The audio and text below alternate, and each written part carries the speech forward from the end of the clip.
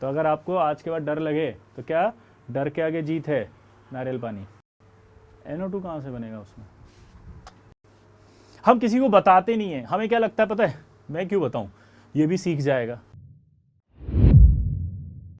Hi hello everyone, I am Vishal Joshi, आपका प्यारा Vijay sir. और पी ब्लॉक के रिमेनिंग PYQs के लिए हम एक नए सेशन के अंदर आज आ चुके हैं। ठीक है, चलिए शुरू करते हैं बिना किसी देरी के। ठीक है, पहला, when O2 is absorbed on a metallic surface electron transfer occurs from the metal to O2, the true statement regarding the adsorption is. Adsorption पूछ रहा है, जल्दी जल्दी करो।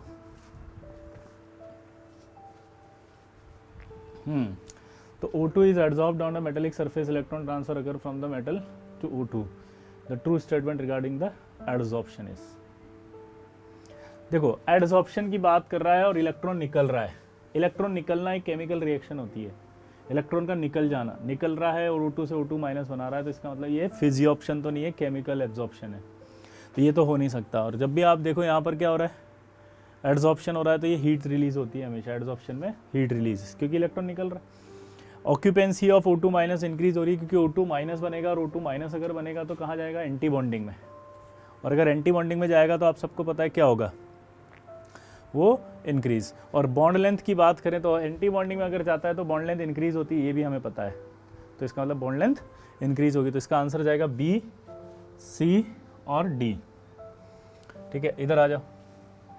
अगला कह रहा है, under hydrolytic conditions the compounds used for the preparation of linear polymer and for the chain termination। Wow, try करो इसको, बहुत अच्छा सवाल है। जल्दी।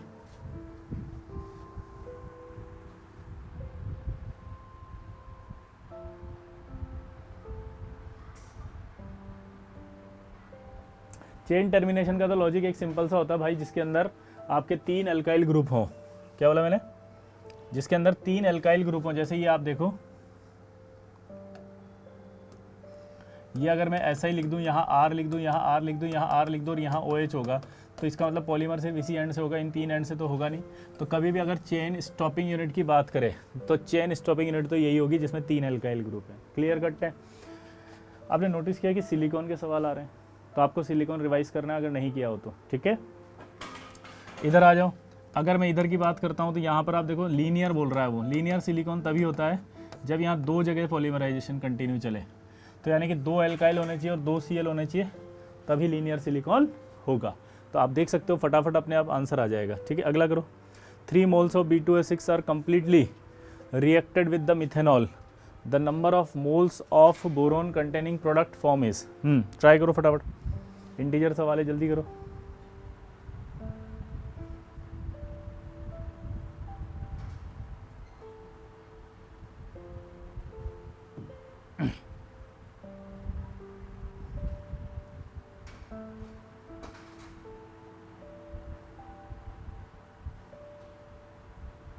जल्दी जल्दी जल्दी, ऐसे बैठो मत यार तुम लोग।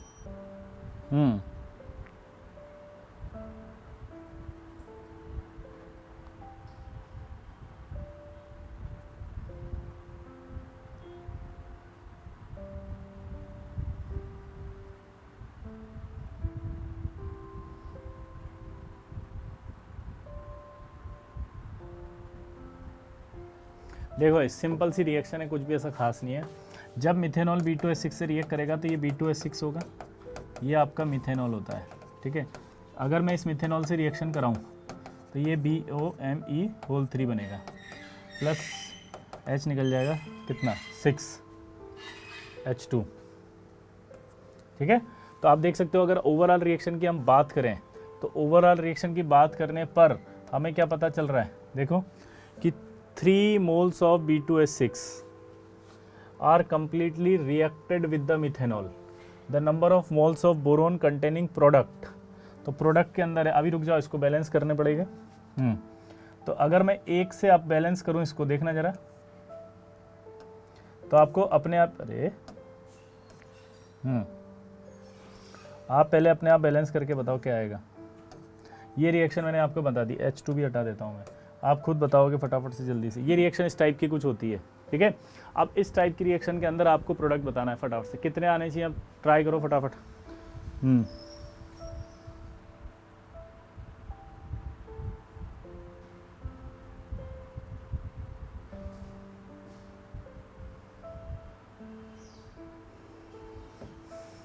कितने चाहिए? अगर इसको 3 करना है तो ये आपका क्या चाहिए बोलो? यहाँ बैलेंस कर रहे थे अपन तो 2 आएगा, तो अगर इसको 6 करना ही पड़ेगा आपको, क्योंकि यहाँ बैलेंसिंग में आपके देखो 6 आएगा तभी आया ना, तो इसका मतलब 6 मोल आपको चाहिएगा। क्लियर? अगला देखो, ये आपको आ चुका था पहले भी, याद करो, बहुत अच्छा सवाल है, पीरियडिक का सवाल है, हमेशा आता है आपके। The increasing order of the anionic radii of following group of 13th elements. Increasing order of atomic radii of the following group 13 element is. जल्दी करो भाई, ये आपने पढ़ा हुआ है अच्छे से।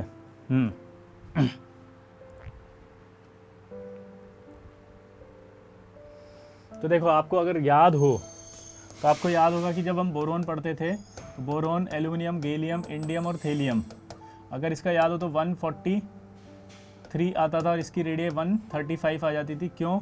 उसका एक रीज़न होता था।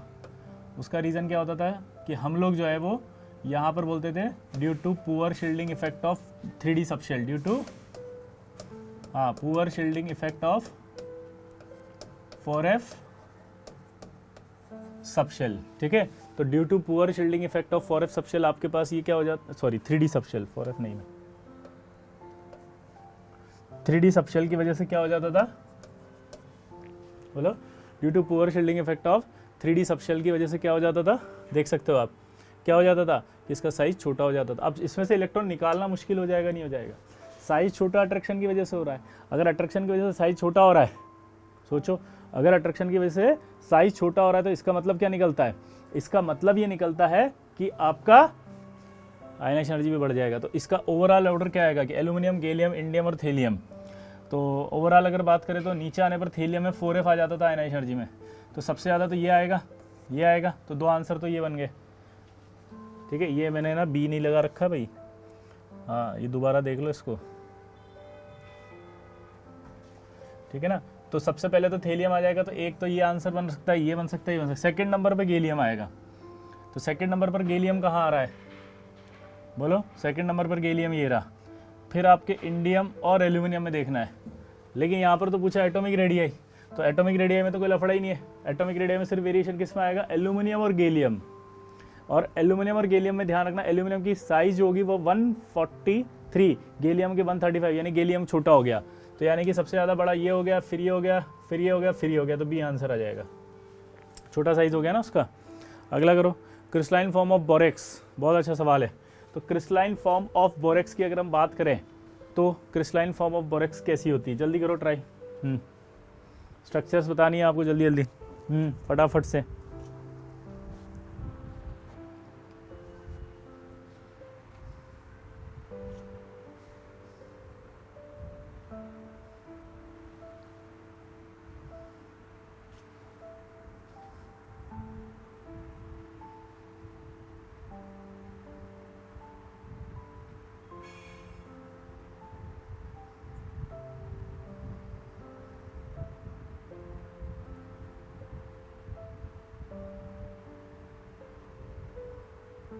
सोचो।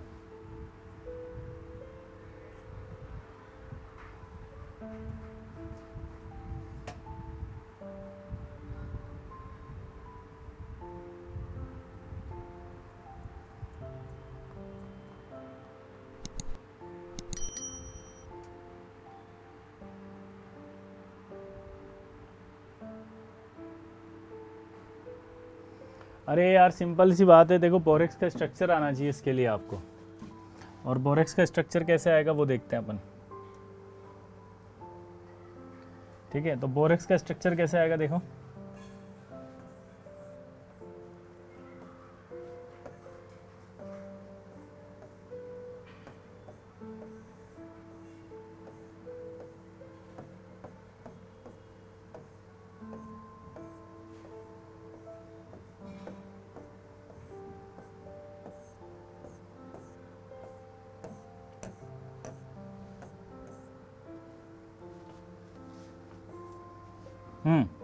तो मैं कह रहा था स्ट्रक्चर ऐसी होती है बोरेक्स की,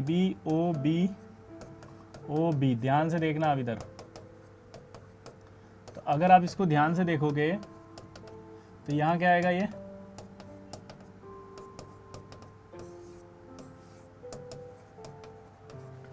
माइनस और ये माइनस। अब आप खुद ही समझा दो कि क्या ऐसा नहीं लग रहा ये sp3 है, क्या ये ऐसा नहीं लग रहा कि ये sp3 है, ये आपको लग रहा है ये sp3 है, अरे यार ये भी sp3 है,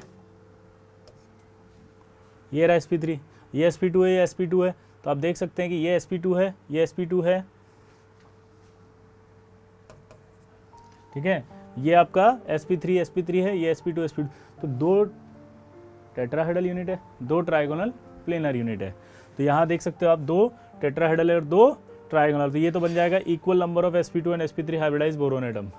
अगला कह रहा है कि all boron atoms are in same plane. नहीं, क्योंकि दो तो sp3 है और दो आपके क्या है ट्राइगोनल प्लेनर, तो सारे नहीं है इक्वल, ये नहीं हो सकता, सारे प्लेन में नहीं हो सकते। क्या टेट्रा न्यूक्लियर यूनिट है? हाँ है ना, 4 बोरोन वाली यूनिट है। तो A आ गया है, C आ गया, D देखते हैं, 1 टर्मिनल हाइड्रोक्साइड एस पर सब पर एक OH है, इसका तो ये भी आ गया। तो अब बताओ आंसर क्या बना फटाफट से, जल्दी, बिना किसी देरी के फटाफट से बोलेंगे भाई, डरना नहीं है, डरना नहीं है। ओ डर के आगे जीत है, जल्दी बोलो, डर के आगे जीत है। कौन सा पानी बोलो? नारियल पानी, वेरी गुड। अगला, ये माउंटेन ड्यू पीना बंद करो, नारियल पानी पियो, नींबू पानी पियो, ये कोल्ड ड्रिंक फोल्ड ड्रिंक मत पिया करो। पूछो क्यों? अबे हम सांस लेके CO2 बाहर निकाल रहे हैं और ये तुम्हें पानी में घोल के CO2 पिला देते हैं, और तुम मार्केटिंग के चक्कर में CO2 पी जाते हो और वही CO2 ऐसे करके वापस निकालते हो। तो ऐसी CO2 पीते क्यों? नारियल पानी पियो, कम से कम सेहत तो अच्छी होगी। जितने बॉडी को पोषक तत्वों की आवश्यकता है सारे जाते हैं अंदर, एनर्जी मिलती है, माइंड एक्टिव होता है, ब्रेन शार्प बनता है, क्योंकि सारे उसके अंदर पोषक तत्व होते हैं जो ब्रेन को चाहिए। इसलिए मोस्ट, समझ रहे हो बात को, एनर्जेटिक और न्यूट्रिशन वाला लिक्विड कहा गया आफ्टर मदर मिल्क पूरी दुनिया में। ये साइंटिफिक रिसर्च है। तो अगर आपको आज के बाद डर लगे तो क्या, डर के आगे जीत है, नारियल पानी। इधर देखो अगला सवाल, when nitrogen containing compound produce in the reaction of HNO3 with P4O10, जल्दी बताओ क्या बनेगा ये? HNO3 और P4O10 अगर बनेगा तो पहला सवाल कह रहा है कि can also be prepared by reaction of P4 plus HNO3। तो क्या P4 प्लस HNO3 से बनेगा वो? सोचो, P4 प्लस HNO3 से क्या बनेगा? H3PO4। और आपको ये देखना है कि P4 और HNO3 से क्या बन रहा है। तो P4 और HNO3 से क्या बन रहा है बताओ? अच्छा, दूसरा कह रहा है कि डायामैग्नेटिक है, तीसरा कह रहा है कंटेन 1 NN बॉन्ड है, और चौथा कह रहा है reacts with sodium metal producing A brown gas. जल्दी बताओ, तो क्या ऐसा हो रहा है? देखो सबसे पहला तो यहाँ देखना पड़ेगा आपको, जो मैं आपको आंसर बता रहा हूँ। एक तो ये होता है कि वो डायामैग्नेटिक है, दूसरा ये होता है कि ये है react with sodium metal producing A brown gas. अब सोडियम मेटल के साथ रिएक्ट करके ब्राउन गैस बनाए, ऐसा कंपाउंड चाहिए आपको। तो सबसे पहले तो आपको ये रिएक्शन याद करनी है आज इस शीट में जाके, कि P4 प्लस HNO3 की P4O10 और प्लस HNO3 की रिएक्शन आपको याद नहीं है, तो अब याद कर लेंगे। जैसे ही याद करेंगे तो उसका प्रोडक्ट आपको पता लगेगा, वो प्रोडक्ट आप देखेंगे prepared by reaction with P4 HNO3। अब P4 प्लस HNO3 की बात करें अगर अपन, तो P4 प्लस HNO3 जो होता है ना, वो रिएक्ट करके क्या बनाएगा? ऑब्वियस सी बात है, एक फॉर्म ऑफ ऑक्सी एसिड। तो ये P4 प्लस HNO3 क्या बनाएगा? एक form of oxy acid plus NO2। यहाँ तक क्लियर हो गया? ठीक है। अब वो कह रहा है कि इसका प्रोडक्ट तो है नहीं, वो अलग है, ये तो P4 और HNO3 का प्रोडक्ट हो नहीं सकता, वो तो देख भी रहे हम। डायामैग्नेटिक हो सकता है, कंटेन NN बॉन्ड। अब फास्फोरस होगा तो NN बॉन्ड कहाँ से आएगा? क्योंकि वो तो NO2 बना रहा है। अब वो कह रहा है react with sodium metal produce brown gas, यानी कि यहाँ पर कुछ ऐसा कंपाउंड बन रहा है, ठीक है, और वो कंपाउंड क्या हो सकता है? N2O5। कौन सा कंपाउंड है वो? N2O5। अभी याद नहीं है आपको, इसलिए गड़बड़ हुई है। तो ये जो N2O5 बना है ना, ये N2O5 में NN बॉन्ड तो है ही नहीं, क्योंकि वो तो NON होता है। इसकी स्ट्रक्चर आपको याद होनी चाहिए। ये अब ये Na इससे रिएक्ट करेगा, रिड्यूस करेगा इसको, ऑब्वियस सी बात है, और रिड्यूस करके वो NO2 बनाएगा, इसलिए NO2 की ब्राउन गैस आएगी। तो आंसर B और D। ये लिख लेना, बहुत इंपॉर्टेंट रिएक्शन है, कंफ्यूज हो जाते हैं बच्चे इसमें।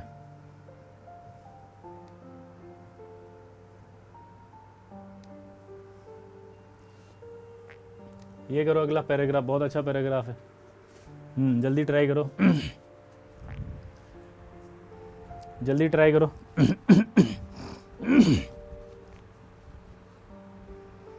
Upon heating KClO3 in the presence of catalytic amount of MnO2, a gas W is formed. Excess amount of W react with white phosphorus to give X. The reaction of X with pure HNO3 gives Y and Z. करो भाई।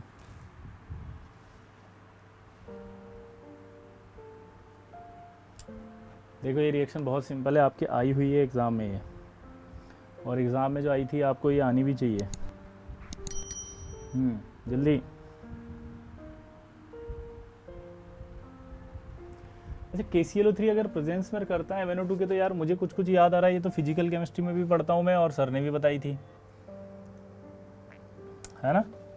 Sir ने क्या बताया था देखो,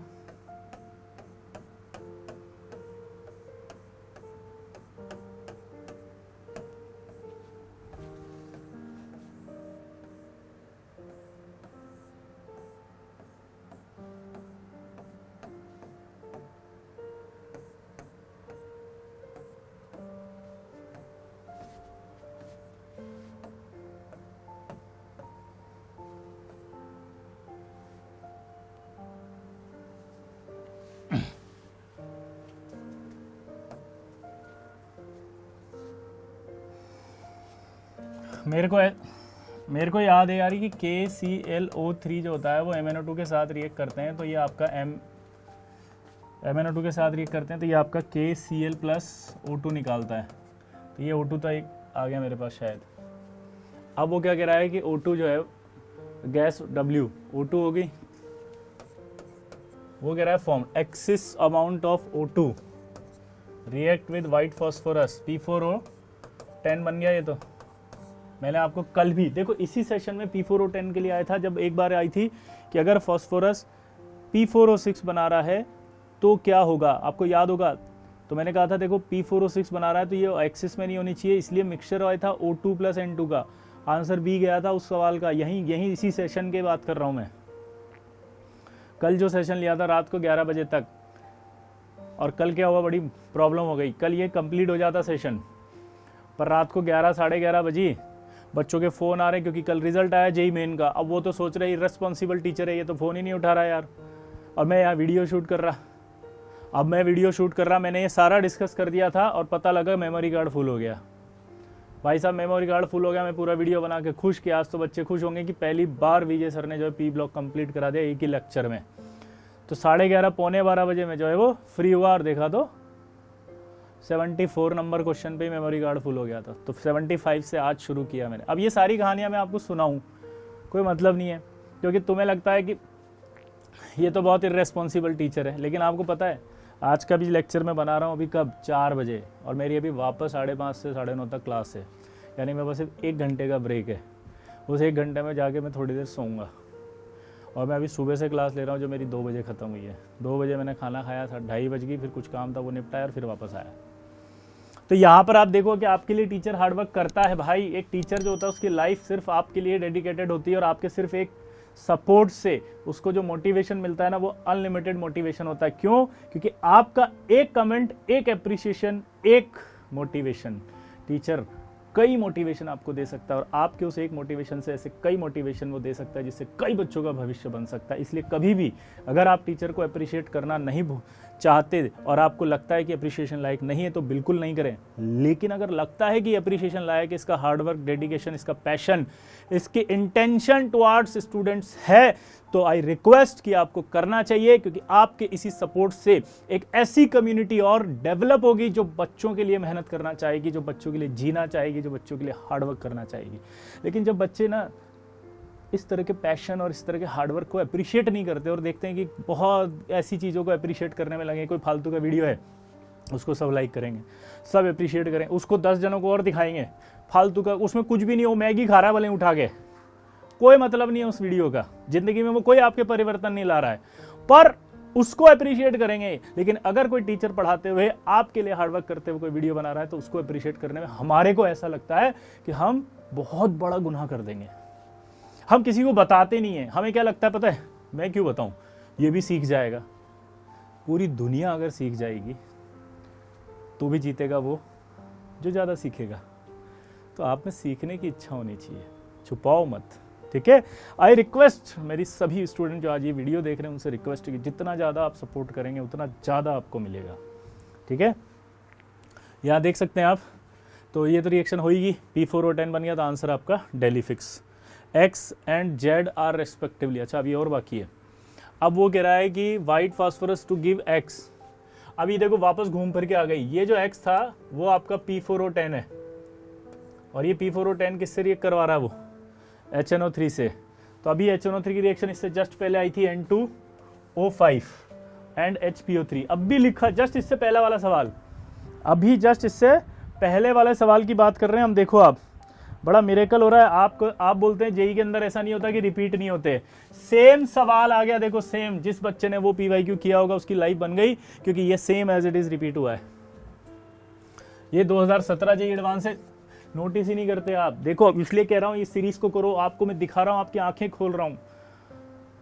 कोई नहीं बताएगा आपको पूरी दुनिया में, और इतने डीपली सवालों को सॉल्व करने की दम भी किसी में नहीं है भाई जेई एडवांस के। देखो आप, यही सवाल अभी कराया था मैंने, ये लिखा हुआ 2016 का ही सवाल है, जो घुमा फिरा के उसने 2017 में पूछ लिया। ये देखो, ये लिखा हुआ रिएक्शन, ये P4O10 मैंने लिखा था यहाँ पे अभी ये रहा। देखो P4 प्लस P4O10, ये देखो सेम रिएक्शन 2016 की, HNO3 प्लस P4O10, ठीक है। और अपन ने अभी P4HNO3 से ये कंपाउंड बनाया, मैंने कहा था N2O5 बनेगा तो NN है, ब्राउन गैस N2O, सेम सवाल ये 2017 में आ गया वापस, ये सी ऑप्शन। इसलिए कह रहा हूँ ये सीरीज ढंग से करके जाना, ये जितना पढ़ा रहा हूँ वही आएगा। से IIT के अंदर आपके सवाल सही हो जाएंगे, और अगर हो तो प्लीज़ अप्रिशिएट करना इस चैनल को। जितना सब्सक्राइबर बढ़ेंगे मैं उतना मोटिवेट होऊंगा, मुझे लगेगा कि सही में बच्चे ट्रू और क्वालिटी ऑफ एजुकेशन को सपोर्ट कर रहे हैं, ये सच में पढ़ना चाहते हैं, क्वालिटी ऑफ एजुकेशन इनको चाहिए। तो मैं और नए नए आइडियाज़ के साथ आऊँगा, ये मेरी बिगनिंग है। I don't know about anything YouTube and YouTube teaching, मैं आपकी तरह सीख रहा हूँ। तब एक छोटा बच्चा जब सीखता है तो उसको जब हम अप्रिशिएट करते हैं, यस बेटा आप कर सकते हो, आप अच्छा कर रहे हो और करो, तो उसका एक मोटिवेशन बढ़ता है, तो वो और अच्छा करने की कोशिश करता है। मुझे यूट्यूब के बारे में कुछ नहीं पता, मुझे तो अभी ये आप देख रहे होंगे, मुझे ये भी नहीं चलाना आ रहा, मैं ना ऐसे पेन से मिटा मिटा के कर रहा हूँ, लेकिन मेरा जज्बे में कमी नहीं है, मैं फ्रस्ट्रेट नहीं हो रहा हूँ कि मुझसे नहीं हो पा रहा, मैं पढ़ा रहा हूँ। फिर भी मैं, आप देखो इस स्लाइड पे लिखता हूँ, मिटाता हूँ, मुझे नहीं पता वो कैसे होता है, क्या होता है, लेकिन फिर भी मेरे जज्बे में कमी नहीं आई, क्योंकि मेरे को पढ़ाना है। इसी तरह आपके भी जज्बे में कमी नहीं आनी चाहिए, क्योंकि आपको सेलेक्ट होना है। क्या बोला मैंने? आपको सेलेक्ट होना है, बस एक चीज़ दिमाग में बिठा लो, बस ज़िंदगी में सेलेक्ट होना है, कुछ नहीं करना भाई। 28 अगस्त को हमें सेलेक्ट होना है, दिमाग में बिठा के रखो बस।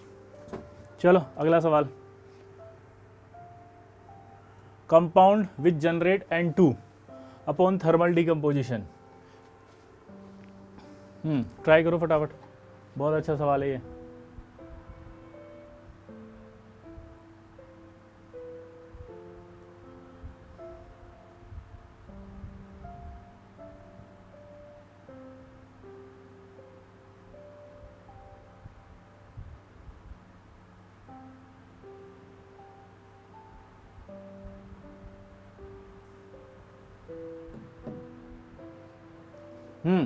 वो कह रहा है कंपाउंड विच जनरेट। देखो भाई N2 की बात करें तो एक तो ये देता है हमेशा बेरियम एजाइड, ठीक है। यहाँ क्या लिखा हुआ है? तो compound which generates N2 gas upon thermal decomposition below 300।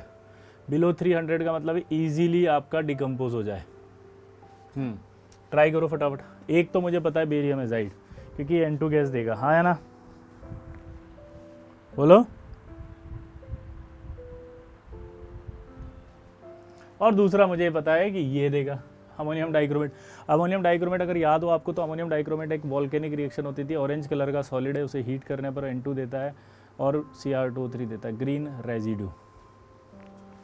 तो आप देख सकते हो यहाँ पर ये आ गया, तो ये आपका दिखाई दे रहा है ये, और एक ये आंसर। वो नहीं देगा क्योंकि बिलो 300 दिया हुआ है, ये आयनिक कंपाउंड है, ये देगा N2 लेकिन हाई टेम्परेचर पे देगा। अगला करो, टिन क्लोराइड यानी SnCl2 कह रहा है अंडरगोज फॉलोइंग रिएक्शन। करो, टिन क्लोराइड रिएक्ट कर रहा है तो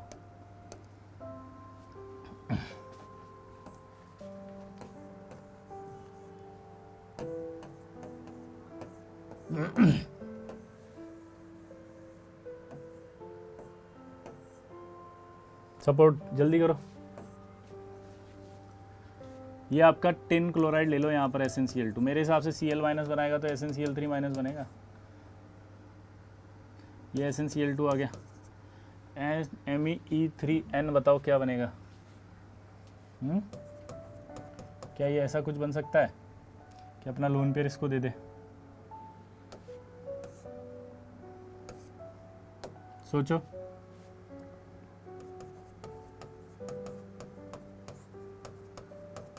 और तीसरा दे रहा है Q, फिर से SnCl2। क्या ये ऐसा हो सकता है कि CuCl और ये Z SnCl4 बन जाए? ट्राई करना, देखें एक बार क्या ये ऑप्शंस बैठ रहे हैं क्या इसमें सेम? जल्दी करो। अगर हम कहें कि X is a mono A9 having pyramidal geometry, yes कुछ कुछ तो समझ में आ रहा है। पिरामिडल ज्योमेट्री SnCl3 की हो सकती है। क्या बोला बताओ मैंने? पिरामिडल ज्योमेट्री इसकी हो सकती है। अच्छा ये तो क्वेश्चन ही नहीं दिया अभी, अभी तो हिंट दिया है उसने। ये आपका SnCl3 माइनस हो सकता है। फिर कह रहा है कि both Y and Z are neutral compound. हाँ ये तो न्यूट्रल ही है, वो एनाइनिक कंपाउंड है, ये SnCl3 है।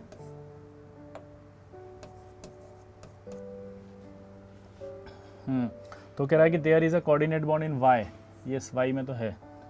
फिर कह रहा है central atom Z has one lone pair, Z ये Z है, Z कौन सा? SnCl पर नहीं रख रहा। 3 कह रहा है central atom X is sp3 hybridise, हाँ है 3 और एक lone pair 4। The oxidation state of the central atom Z is +2, अब Z कौन था? नहीं +4 है, तो आंसर AC है। इसका आंसर A और C आएगा। अगला करो। With reference of aqua regia choose, जल्दी करो। चूज जल्दी। अब एक्वारेजिया क्या होता है पहले ये बताओ। तो एक्वारेजिया क्या होता है? देखो एक्वारेजिया होता है जब हम HCl प्लस HNO3 लेते हैं, 3 रिएक्ट करेंगे तो क्या बनेगा? ये NOCl प्लस Cl, ठीक है, प्लस H2, हाँ है ना। और ये जो Cl है ये स्ट्रॉन्ग ऑक्सीडाइजिंग एजेंट है। तो यानी कि आपका अगर पूछा जाए कि एक्वारेजिया क्या होता है, तो एक्वारेजिया होता है HCl प्लस 3 HNO3, यानी 1:3 रेशो पर HNO3 और ये होंगे तो बनेगा, ठीक है। और यहाँ आपका जो बनेगा ये 1:3 रेशो है, हाँ या ना, तो ये आपका NOCl बन गया। क्लियर?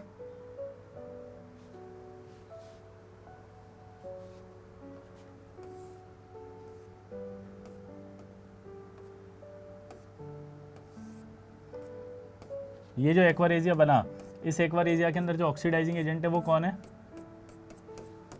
बोलो। तो ये क्या है एक्वारेजिया में? जल्दी करो सवाल को। अरे ये लो। तो reaction with gold with aqua regia produce NO2 in the absence of air.